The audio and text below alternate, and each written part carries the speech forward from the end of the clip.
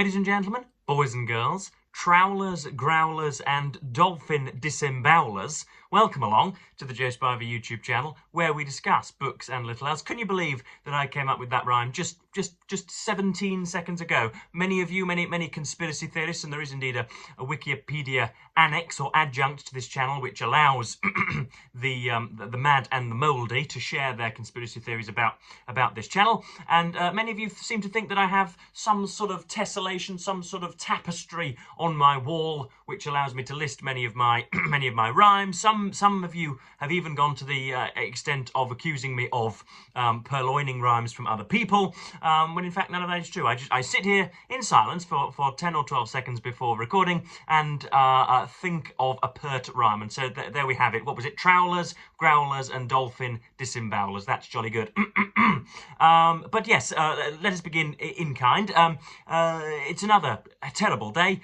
Weather-wise here in the United Kingdom. I think February 2025 will go down as the most mournful of meteorological months here. I think we have had 2 days where blue sky has been present to the polity. The rest have been cowering under sort of grey darkness. But yeah, today's going to be a strange video. Once more, we're going to be constitutional tyrants and weaponising the little asterisks that we place above and little else in our melodic introductions, because we're going to be talking about much else besides books. There is a bookish nature and there is something of a bookish discussion, a historical discussion to be had and to be meted out. So that should be jolly good, and we'll get to that in due course. But it's largely going to be about the world around us and the thinkers between our ears and other matters. It's going to be a very personal video. I like to do these every now and then, a catch-up video where I just splurge and hope that some of it is of value to some of you, and so that none of you go running away. But yeah, let us begin. Of course, I am recording this on the 20th of February 2025, so for reasons of prosperity, I might as well mark the date.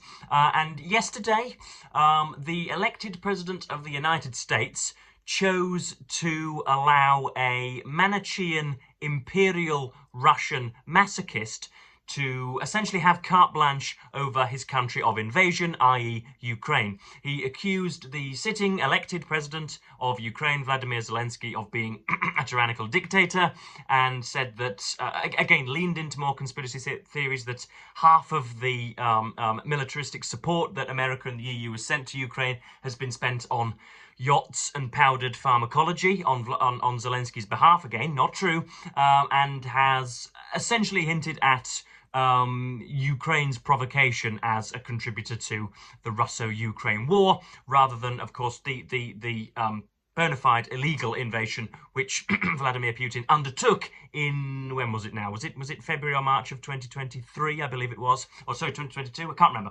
A couple of years ago now. And so that's horrendous, and all of the grandiose notions of America being a guardian of lesser nations, of it standing aloft the Western countries and protecting them against the most maniacal impositions of idiots and despots abroad, is now gone, because you have a burger-addled demagogue in the United States who is ultimately transactional and will do absolutely anything if it is politically expedient to him. So you have that to contend with. Of course, Marco Rubio has been in conversations with the Foreign Minister Lavrov in Saudi Arabia. So the very country whose safety and security and longevity is being discussed are absent from the table, which is nonsense on its own terms. So that's the American state of things. What's going on in Britain at the moment? Not a great deal, actually. There is what is called the ARC conference, the Alliance for Responsible Citizenship, I believe, headed by Jordan Peterson. He's the man on all the billboards. But we have had speeches from Konstantin Kisin, speeches from Douglas Murray, and speeches from other fools and spoof masters, but so it's been jolly good to watch the right shift more rightwards. So that's been very nice to watch. It's strange, isn't it, at the art conference? I don't know how much of it any of you guys have seen, but it's curious, isn't it, that I've discussed this on my channel maybe 6 months ago when we were discussing my should we say my separation from Jordan Peterson. It's funny, isn't it, that I think it's Sir Paul Marshall, who runs GB News here in the United Kingdom, which is famous for having made no linear money and just converting over to a YouTube channel. Sir Paul Marshall owns GB News, who also is, of course, an eponymous owner of or leader of the hedge fund Marshall Wace LLC, is the key backer, as well as a company by the name of, I think it's Legatum UK or something. Both of those individuals, both of those bodies, have up to 2 billion sterling invested in the future prosperity of fossil fuel industries, and so every single individual who mounts the stage tells us that carbon is not a pollutant, and that the world is getting greener, and that anthropogenic climate change is the farcical product of blue-haired maniacs on university campuses, or something of that like. It is a conspiracy against the little farmer and the little oil digger, which of course is, again, nonsensical on its own terms. But it's funny, isn't it, that they have these strange ideals, they have these, they strut about the place sanctimoniously, when in fact every single one of their policy objectives is dictated by the big money behind them. But now that we're thinking of Konstantin Kisin, there was another frightful installation from the Trigonometry Boys. You have Konstantin Kisin, who is an immigrant from Russia, but who has, I think, received United Kingdom citizenship as a result of his good behaviour. And Francis Foster, who sits beside him, has some sort of I don't know. He's a difficult character to describe. He is essentially a non-entity. The entirety of Trigonometry's success can be attributed to Konstantin, but Francis sits there next to him, and I always find that strange, cuckolded situation rather a funny one. But they interviewed the former editor of The Spectator, I believe it's now former sitting MP Michael Gove, but Fraser Nelson was the conspirator. That was a strange Freudian slip. The editor in chief, the editor at large of The Spectator, and they had a conversation about welfarism and blamed Britain's problems on single mothers claiming £300 per week so that they can raise their children, instead of squintillionaires avoiding retributive taxes. And they got on to Englishness and ethnicity, believe it or not. And Konstantin Kisin expressed surprise when Fraser Nelson declared that Rishi Sunak was of course English, because he'd been the English Prime Minister, was an English citizen, was born here, I believe, and has eaten as many English breakfasts as anybody else, has read as many Churchill biographies as anybody else, has put up as many strips of bunting as anybody else, has made as many cucumber sandwiches as anybody else, has played as much cricket as any Englishman, as any veritable and venerable Englishman. And yet, because he is a brown Hindu, Konstantin Kisin thinks that he is not English, which of course shows us that all of this nonsense about Western values and Judeo-Christian bedrocks of civilization is just a proxy for xenophobia, ethno-nationalism, and what should we say, abhorrent racism. The idea that Rishi Sunak is not English is completely preposterous. Of course he is English, he has English citizenship, but just because he has slightly more melanin in his skin, that means that Konstantin feels the right to question it. Notice how Boris Johnson, even though he was born abroad, has Turkish heritage and German heritage and American heritage, and, as I say, was born on the continent, whose father spent most of his time in Brussels, who only spent, some sections of his childhood in the United Kingdom when he was attending Eton, never has his nationality questioned. That's because he is as white as the shirt on which my shoulders sit, so there's that to consider as well. All of these things are flying around my mind, but that's pretty much those are the wider concerns, and I do want to introduce two books that have come into my possession this week, because they, one of them anyway, is going to be a springboard onto a slightly longer discussion as well. So I have two books delivered, and we'll focus on the one which is not which we are not going to focus on an awful lot. I realise that I'm making very little sense today. But we have, first of all, this is one that we are not going to discuss much, but I need to show you because I'm going to read it and review it. We have The Einstein Vendetta. This is by Thomas Harding, and its subtitle is Hitler, Mussolini, and a True Story of Murder. This comes from the good folks at Michael Joseph, which is an imprint of Penguin. Should we have a bit of the blurb? Yes, we shall. Italy, summer 1944. A unit of German soldiers arrives at a villa near Florence. Villa Il Focardo, there we go, there's your little Italian at flourish, is home to Robert Einstein, cousin to the most famous scientist in the world, Albert Einstein, a prominent enemy of the Nazi regime. Having renounced his German citizenship a decade earlier, Albert's safely in America, well beyond Hitler's reach. The same is not true for his cousin. 12 hours after arriving, the soldiers have vanished and a family is dead. This crime and what happened next still haunts those who survived. Who ordered it? Who was involved? And why did they get away with it? This is the untold story of the Einstein Vendetta. So that's that. That's due out. My helpful supplicant little post-it note tells you that that's due out on April the 17th, and I had to read the acknowledgements because I couldn't for the life of me figure out whether this was non-fiction or historical fiction, and Mr. Harding tells us there that right in the start that this is a work of non-fiction. So it's a book of history, but it looks like just from a few bits of speech and just the general layout and the artistic initiation of chapters that I thought this was, for all love and money, I thought this was a work of fiction, but it's not. Next up we have a book called The Age of Diagnosis, which, as I say, is going to be a springboard, a vehicle through which we might discuss myself and yourselves. We have The Age of Diagnosis, Sickness, Health, and Why Medicine Has Gone Too Far.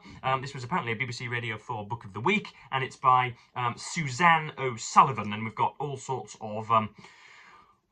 of praise on the back from similarly interested people. This is from the good folks at Stodder and Horton. Oh, sorry, Hodder and Staunton. Blimey, we are reversing prefixes. So yeah, The Age of Diagnosis is out on the 18th of March 2025. Will be £25 in hardback, and yes, this is something, as I say, which is going to act as a springboard for us. Let me just, I'll get some of the blurb done for you. From autism to allergies, ADHD to long COVID, more people are being labelled with medical conditions than ever before.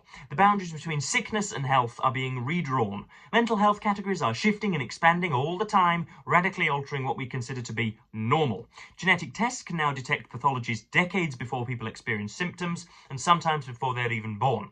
And increased health screening draws more and more people into believing they are unwell. An accurate diagnosis can bring greater understanding and, of course, improved treatment, but many diagnoses aren't as definitive as we think, and in some cases they risk turning healthy people into patients. Drawing on the stories of real people as well as decades of clinical practice and the latest medical research, Dr. Suzanne O'Sullivan overturns long-held assumptions and reframes how we think about illness and health. And now that sounds rousing, doesn't it? And yeah, I want to discuss, I don't know whether I want to discuss mental health and depression, but I guess I do.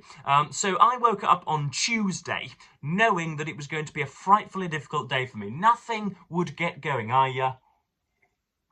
I usually wake up at 7 a.m. and spring out of bed. I woke up at 7 a.m, had breakfast with Mother, and then retired to my boudoir for an hour and a half, not knowing just why it was I was so unmotivated. Then it came to reading and writing, and for reasons which will boggle the biographers in 50 or 60 years' time, I could not read one sentence and read that sentence and apprehend any value in it. Everything that came from my hand and my pen was deemed by myself to be equally vacant of value, and I did nothing but sit on the laptop all day, looking at different clips on YouTube and essentially gathering the fodder which has dominated the opening sort of 11 or 12 minutes of this very video. And of course, the modern echelons of mental health care would tell me that I ought to take an SSRI. I ought to take a mind-altering drug in order to stupefy and stultify all of the melancholy inside of my head, and they would say that any instruction to perhaps go out for a walk, perhaps go out for a run, perhaps eat a little healthier, perhaps speak to a friend, to perhaps do anything else which might help in alleviating those depressive effects, are in fact the edicts and instructions of white supremacists or something. There is a feeling abroad that most answers to melancholia or depressive symptoms, most answers to mental difficulties can be found in the crinkle of cellophane packaging rather than in the everyday beauty of nature and in the movement of the body and in the reorganization of the mind, the dumping of the mobile phone, the cessation of social media use and all of the other symptoms which we on this all of the other therapeutic methods which we know on this channel to be very, very useful indeed. So this should be a great book to for me to hopefully that I won't voice my own opinions too much in the review, but I'm sure that this is a subject which interests me greatly, in other words, because simply put, it's one of my controversial opinions, which, again, I have broadcast on this channel before. I don't believe there is any such thing as attention deficit hyperactivity disorder. Very many of you have had the gall and the gumption to pin that label to my own lapel in the past, just because I speak frightfully quickly and seem to have a great concatenation of thoughts in my mind at once. That is just decent energy, folks, and I can indeed focus for hours on end. And as I say, I don't believe I believe it is the medicalization and the pathologization of perfectly regular human ills. I can't believe that we live in a society in which everybody has a device in their pockets which is specifically and explicitly designed to enthrall you for 15 and 16 and 17 hours a day. I cannot believe we live in a society in which those technologies are at our behest, and yet somehow we have managed to convince ourselves that there are people who are born with a limited attention span in this country. That is absolute madness, and it's just another way in which huge companies have managed to partner with woke ideologues and have effectively and I think irrevocably planted mind-altering pharmacology and what's the drug I'm looking for? Amphetamines into people's breakfast cereals. So yeah, that should be something jolly good. I'm happy to discuss that with anybody via email or on Instagram messaging if indeed they are slightly mystified by any controversial topics that are raised in this video.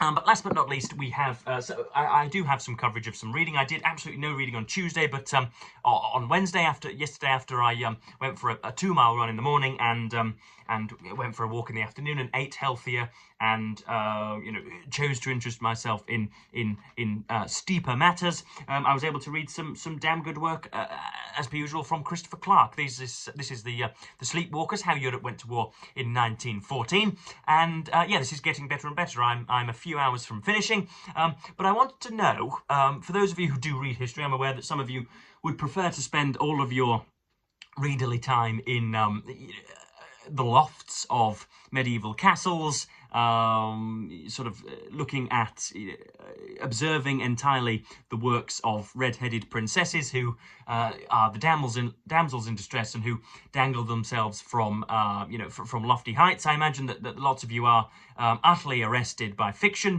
immovably arrested by fiction. But for some of you that read history, I want to know, if and when you pick a historical topic, again, this will depend on age. Some of you are 78 and some of you are 17. But have you ever picked up a book and felt that it would certainly be the entry point for you regarding a particular historical topic? Because I have felt throughout all of this, throughout reading Christopher Clark, it's all very, very well developed and it's all cited with a hefty bibliography in the back, and it's very, very convincing. It's written in a persuasive way, and yet I am very, very conscious that this is that Clark is the first expert I am consulting on this question. In other words, have you, on any particular topic, ever accrued a level of experience and expertise so as to so as to delegitimize and so as to correct some of the assertions in previous books? Or do you do what I do and read about the First World War, then read about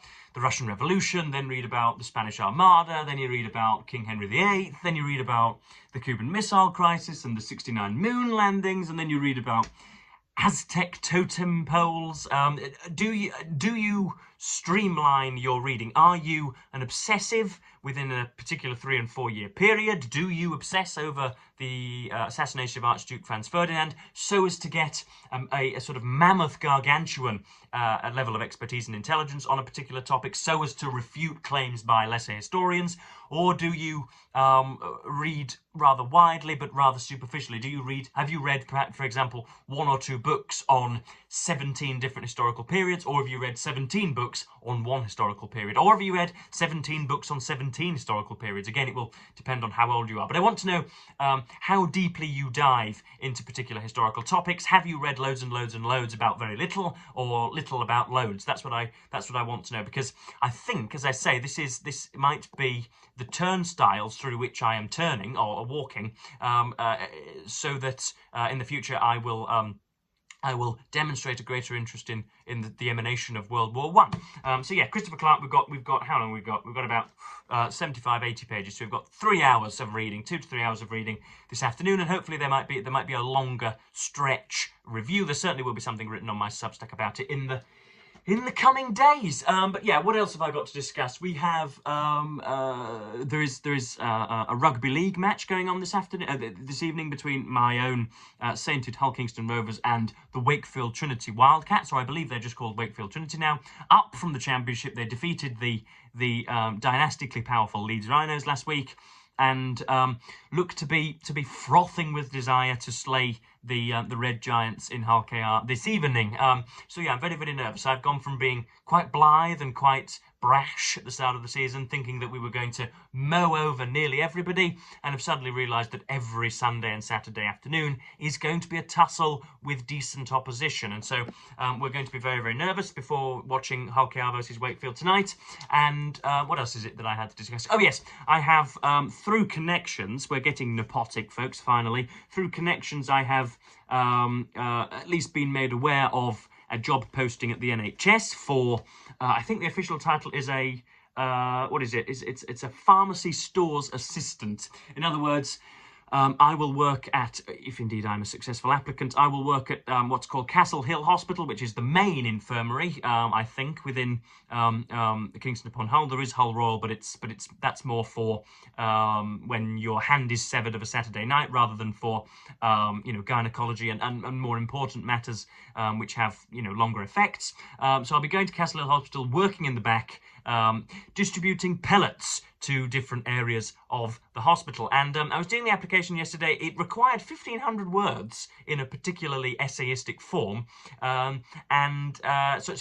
I was reviewing my application yesterday, but I'd done it at an earlier date, and I was ticking some of the boxes, and it asked me about,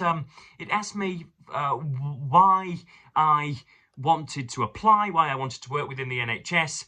And I do really hate it when individuals who are going to pay you sod all to perform a task want you to justify seeking employment in really grandiose and sort of sweeping metaphorical and mythological terms, as though it is anything other than me providing manpower and you providing £1,000 per month. It's really, really strange. So I have to say that the NHS was a laudable national institution which provides healthcare free at the point of use, regardless of your position in society, and to number amongst its employees would be an inextinguishable source of pride. I think that's what I said. But the idea that I have gone through school and that I have thwacked all of my catapults in the back garden throughout childhood, that I've tried hard at university, and that throughout the entirety of my life, all I've ever wanted to do, the apotheosis of my workplace being, would be to distribute temazepam to the elderly, is, I think, a step too far. So yes, I managed to sort of blag my way through there, but yeah, I hate the idea that the idea of presenting 9 to 5 work as anything other than a straight transaction between the employer and the owner. I am here providing manpower, and you are here providing capital. I'm sorry if that's rather nihilistic and rather cynical, but that's how I felt in the moment. But that was Monday and Tuesday when Joseph was off form. But today he is thoroughly back. So yes, I've managed to talk for 25 minutes about very little whatsoever, and so I've achieved my goal. Congratulations to any of you that have stayed for the full duration of this video. I'll be back later in the week when I have read Christopher Clark's Sleepwalkers and have probably consulted letters and essays in the process as well. So yes, as per usual, folks, I'm going to thank you ever so much for watching, bid you a fond farewell, take a sip of water, and catch my breath.